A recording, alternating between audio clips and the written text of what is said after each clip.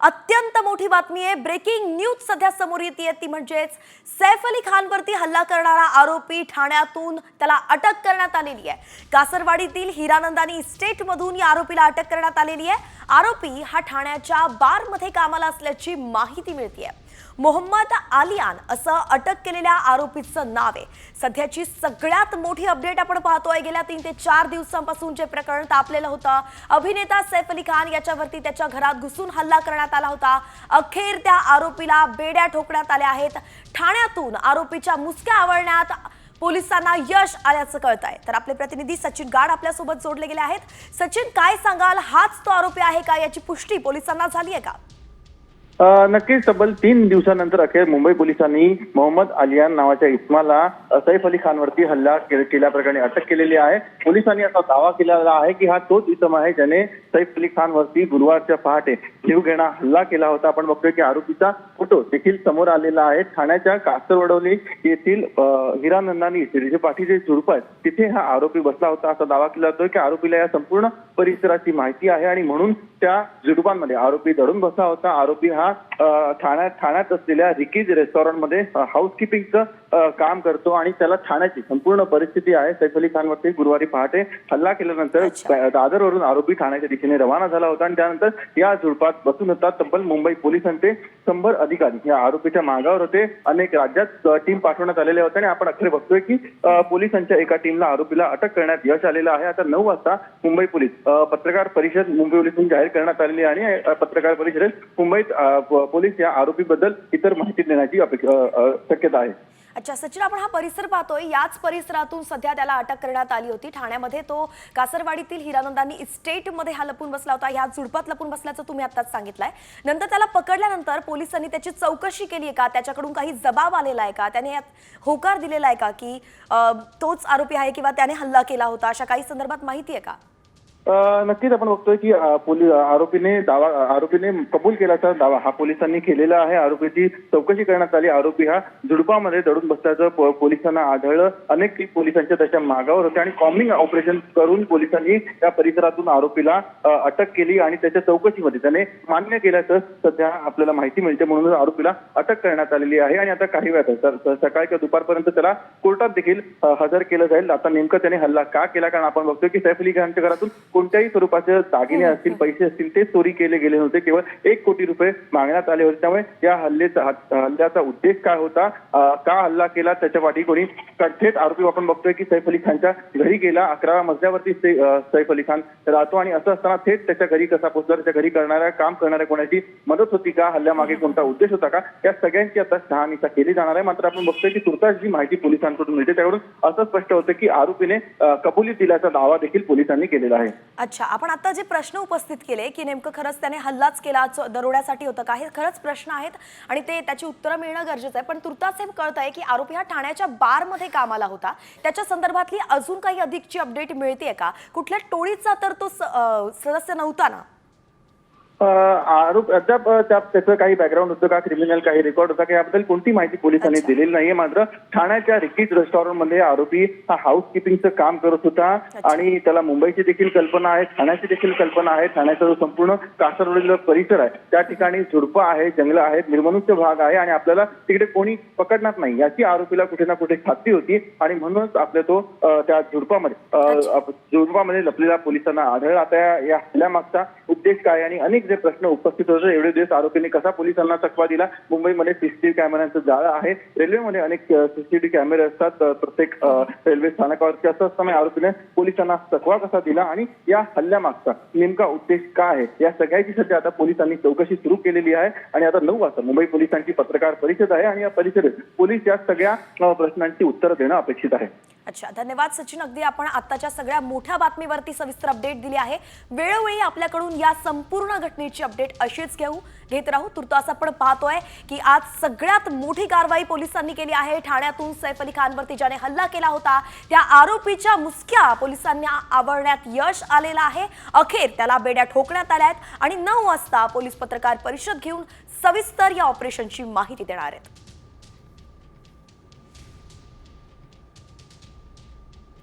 या बातमीची आपण प्रत्येक वेळी अपडेट घेतच राहणार आहोत, पण तुर्तास इतरही राज्यात घडामोडी घडतात त्या सगळ्यांचा आता सविस्तर आढावा टॉप 10च्या माध्यमातून। सैफवरील हल्ला प्रकरणी हल्लेखोराचा नवा व्हिडिओ आता समोर आलेला आहे। हल्ल्यानंतर हा आरोपी वांद्रे इथे दादरला गेला होता। हा आरोपी दादर स्थानकातून बाहेर पडतानाचा व्हिडिओ सुद्धा समोर आलाय आणि याआधी आरोपीनं दादरमध्ये हेडफोन खरेदी केल्याचा व्हिडिओ सुद्धा समोर आला होता।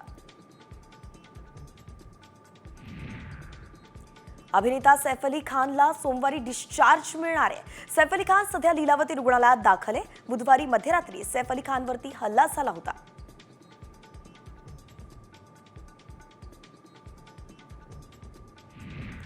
रक्तबंबाळ अवस्थेत सैफला रुग्णालयात दाखल करणाऱ्या रिक्षा चालकाची ही चौकशी झाल्याची माहिती आहे। रिक्षा चालक भजन सिंगला पोलिसांनी वांद्रे पोलीस स्टेशनमध्ये बोलावलं होतं। रिक्षा चालकाचा जबाब पोलिसांनी नोंदवण्याची शक्यता आहे। सैफ अली खानवरील हल्ल्यावरती राखी सावंतनं प्रतिक्रिया दिली आहे। या प्रकरणात तिने सैफ अली खानच्या इमारत व्यवस्थापनाला जबाबदार धरलाय। तसंच हाय प्रोफाईल इमारतींमध्ये सुरक्षेचा अभाव कसा दिसून येतोय असा प्रश्नच राखीनं उपस्थित केलाय।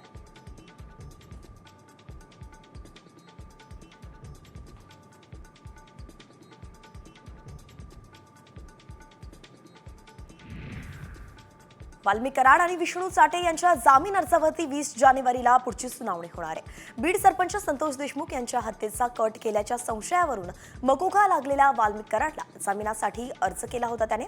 दरम्यान संतोष देशमुख यांचे बंधू धनंजय देशमुखांनी शुक्रवारी केज न्यायालयात जबाब त्यांचा नोंदवण्यात आला। बीड सरपंच हत्येप्रकरणी 6 आरोपींना 14 दिवसांची न्यायालयीन कोठडी सुनावण्यात आलेली आहे। सुरक्षेच्या कारणास्तव 6 आरोपींची सुनावणी व्हिडिओ कॉन्फरन्सिंगद्वारे घेण्यात आली। सोलापुरात वाल्मिक कराडची दुसरी पत्नी ज्योती मंगल जाधवांच्या नावे जमीन आहे। बार्शीतील शेंद्री गावात 36 एकर जमीन असल्याचा दावा सामाजिक कार्यकर्त्या अंजली दमानी यांनी केलाय। तर याच शेतात सालगडी म्हणून राहणाऱ्या शिंदे कुटुंबानं गेल्या 3 महिन्यांपासून पैसे न दिल्याची खंतही त्यांनी व्यक्त केली आहे। सोलापूर जिल्ह्यात सुद्धा वाल्मिक कराडची कोट्यवधींची संपत्ती असल्याचा दावा सामाजिक कार्यकर्त्या अंजली दमानिया यांनी केलाय। वाल्मिक कराडची दुसरी पत्नी ज्योती जाधव यांच्या नावाने ही संपत्ती असल्याचं ट्विट दमानिया यांनी केलंय।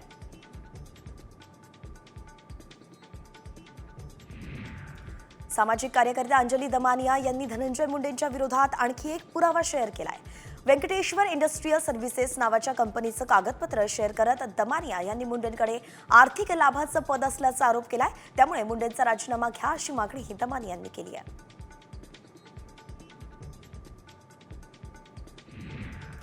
सारंगी महाजन यांनी पुन्हा एकदा मंत्री धनंजय मुंडेंवरती निशाणा साधलाय। अजित पवारांवरती माझा विश्वास आहे, ते धनंजय मुंडेंचा राजीनामा घेतील असं विधान सारंगी महाजन यांनी केलंय।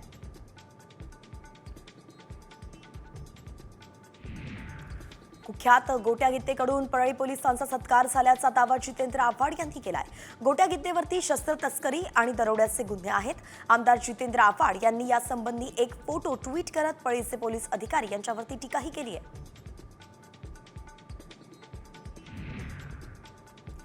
बीड सरपंच संतोष देशमुखांचा हत्येचा कट हा बीडच्या नांदूर फाट्यावरील तिरंगा हॉटेलजवळ शिजल्याचा संशय सीआयडीनं व्यक्त केलाय। त्या पार्श्वभूमीवरती तिरंगा हॉटेलची तपासणी करण्यात आली। 8 डिसेंबरचं सीसीटीव्ही फुटेज उपलब्ध नसल्यानं सीआयडी अधिकाऱ्यांना रिकाम्या हाती परतावं लागलं। तर परभणीवरून निघालेला लॉंग मार्च टाकळी कुंभकर्ण ते झरी असा प्रवास करून पुढे शेखपाटीकडे मार्गस्थ झाला।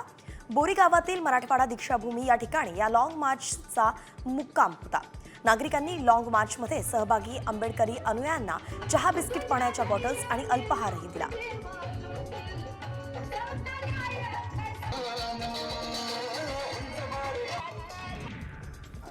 शरद पवार गटाचे माळशिरसचे आमदार उत्तमराव जानकर आमदारकीचा राजीनामा देणार आहेत। 23 जानेवारीला आमदारकीचा राजीनामा ते देणार असल्याचं उत्तम जानकरांनी जाहीर केलंय। माळशिरसमध्ये बॅलेट पेपरवरती निवडणूक घेण्याची मागणी जानकरांनी केली आहे।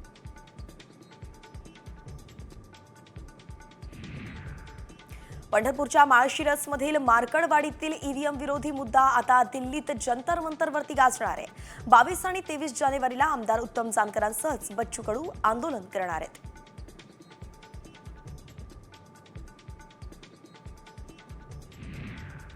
पुण्यातील ठाकरे सेनेच्या वसंत मोरेंनी खासदार संजय राऊतांच्या विरोधात भूमिका मांडली आहे. पुणे महापालिका महाविकास आघाडी म्हणूनच लढली पाहिजे असं वसंत मोरेंनी स्पष्ट केलंय.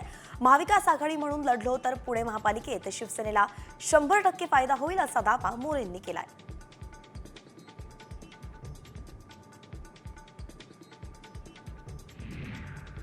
मराठा समाजाने आपण कुठे उभे आहोत याचं आत्मपरीक्षण करण्याची आवश्यकता असल्याचं मत नारायण राणेंनी व्यक्त केलंय.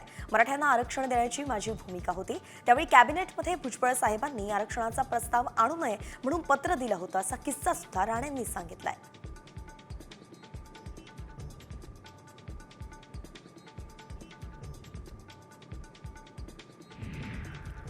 शरद पवार गटाच्या सतीश चव्हाणांची घरवापसी झाली आहे. सतीश चव्हाणांनी पुन्हा अजित पवारांच्या राष्ट्रवादीत पक्षप्रवेश केलाय. चव्हाण हे मराठवाडा पदवीधर मतदारसंघाचे आमदार आहेत. विधानसभा निवडणूक लढवण्यासाठी सतीश चव्हाण हे पवार गटात गेले होते. मात्र त्यांचा पराभव झाल्यानं त्यांनी पुन्हा शिर्डीतील शिबिरात पक्षप्रवेश केलाय. उपमुख्यमंत्री एकनाथ शिंदे यांच्या प्रमुख उपस्थितीत नाशिक जिल्ह्यातील ठाकरे सेनेच्या शेकडो पदाधिकाऱ्यांनी शिंदे सेनेत प्रवेश केलाय. तब्बल 500 पदाधिकारी कार्यकर्त्यांनी उपमुख्यमंत्री एकनाथ शिंदेच्या उपस्थितीत शिंदे सेनेत प्रवेश केलाय आणि यावेळी खासदार नरेश म्हस्के आणि नाशिक जिल्हा प्रमुखही उपस्थित होते.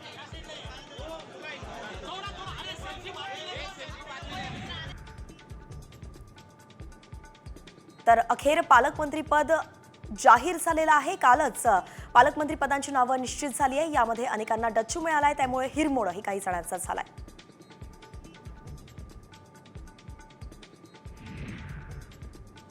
तर पालकमंत्री पदाबाबत मंत्री संजय शिरसाट यांनीही मोठं भाष्य केलं होतं.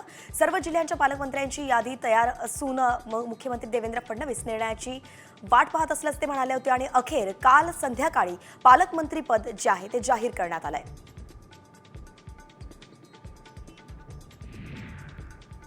आणि यानंतर आताची सगळ्यात मोठी बातमी समोर येते ती म्हणजेच 10वी आणि 12वीच्या हॉल तिकिटावरती जातीचा उल्लेख रद्द करण्यात येणार आहे. साम टीव्हीच्या बातमीनंतर हा उल्लेख रद्द करण्याचा निर्णय घेण्यात आलाय. जातीचा उल्लेख काढून विद्यार्थ्यांना नव्यानं हॉल तिकीट दिलं जाणार आहे. तसंच हॉल तिकीटवरती जातीचा प्रवर्ग टाकल्याबद्दल बोर्डानं पत्रक जारी करून दिलगिरी सुद्धा व्यक्त केली आहे.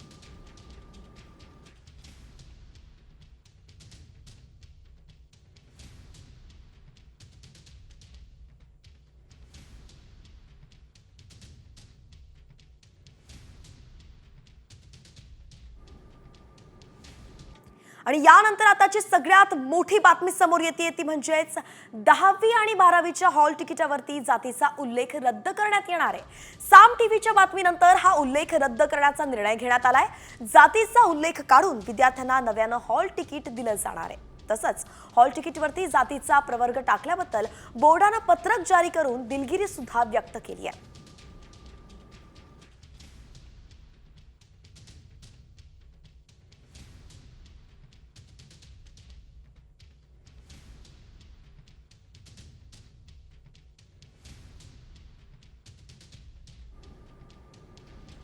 आणि यानंतर पुन्हा एकदा न्यूज पॉइंट 20 कडे वळूयात. उर्वरित बातम्यांचा वेगवान आढावा घेऊयात. राज्याच्या क्रीडा खात्यानं जिम आणि क्रीडा साहित्याच्या खरेदीसाठी 3 वर्षांसाठी काढलेली 690 कोटींची निविदा शासनानं रद्द केली आहे. पुण्यात याबाबत पत्रकार परिषद घेत शरद पवार गटाचे प्रवक्ते सुनील माने यांनी संभाव्य भ्रष्टाचार उघडकीस आणला होता. अखेर सुनील मानेंच्या पाठपुराव्याला यश आलंय. मंत्री गिरीश महाजन यांनी नाशिकमध्ये स्टायलिश बाईक चालवण्याचा आनंद लुटलाय. आज महाजन नाशिक दौऱ्यावरती होते. त्यावेळी कार्यकर्त्यांच्या आग्रहास्तव त्यांनी लाखो रुपये किमतीचा होंडा गोल्ड विंग ही बाईक चालवली.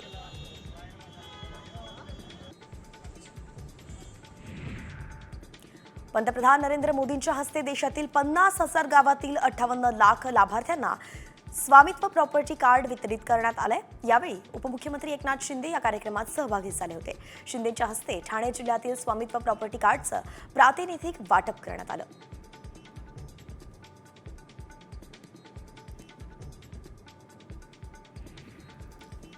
जमिनीच्या वादातून लहान भावाने मोठ्या भावाला जोरदार मारहाण केली आहे. येवला तालुक्यातील पाटोदा इथे ही घटना घडली आहे. सुनील पोकळेंच्या शेतात नांगरणी सुरू असताना हा वाद झाला. तसंच लहान भावानं बाहेरून गावगुंड बोलवत सुनील पोकळे यांच्यासह पत्नी आणि मुलाला मारहाण केली.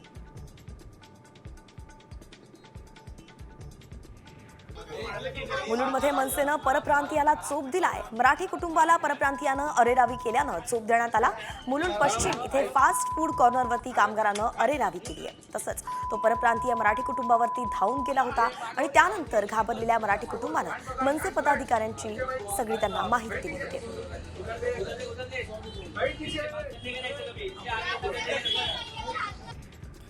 जादूटोणाच्या संशयावरून वृद्ध महिलेची नग्न धिंड प्रकरणात गुन्हा दाखल करण्यात आलाय. साम टीव्हीच्या बातमीच्या दणक्यानंतर पोलिसांनी हा गुन्हा दाखल केलाय. या प्रकरणी 5 जणांना पोलिसांनी बेड्याही ठोकल्यात. या 5ही जणांच्या विरोधात महाराष्ट्र नरबळी अमानुष अनिष्ट अघोरी प्रथा आणि जादूटोणा अधिनियमाप्रमाणेच गुन्हे दाखल करण्यात आले. बीडच्या अंबाजोगाई तालुक्यातील ममदापूर पाटोदा गावच्या महिला सरपंचाला 1 लाख रुपयांची खंडणी मागण्यात आली आहे. गावातील विकास कामांसाठी आलेल्या निधीतून 1 लाखांची खंडणी गावातील तिघांनी मागितली होती. दरम्यान तिघांच्याही विरोधात गुन्हा दाखल झाला असून अंबाजोगाई पोलीस तपास करतायत. दिल्लीचे माजी मुख्यमंत्री अरविंद केजरीवाल यांच्या कारवरती दगडफेक करण्यात आली. दिल्ली विधानसभा निवडणुकीच्या प्रचारादरम्यान ही घटना घडली आहे. या घटनेनंतर आपनं भाजपवरती गंभीर आरोप केलाय. व्हॉट्सअॅप हॅक होत असल्याचा इशारा मेटाच्या मार्क झुकरबर्ग यांनी दिलाय. व्हॉट्सअॅप हॅक झाल्यास गोपनीयता संपुष्टात येते असं वक्तव्य झुकरबर्ग यांनी केलं. या पार्श्वभूमीवरती काही घटना समोर आल्यानंतर आता ब्रिटनमधील पोलिसांनी इशारा जारी केलाय.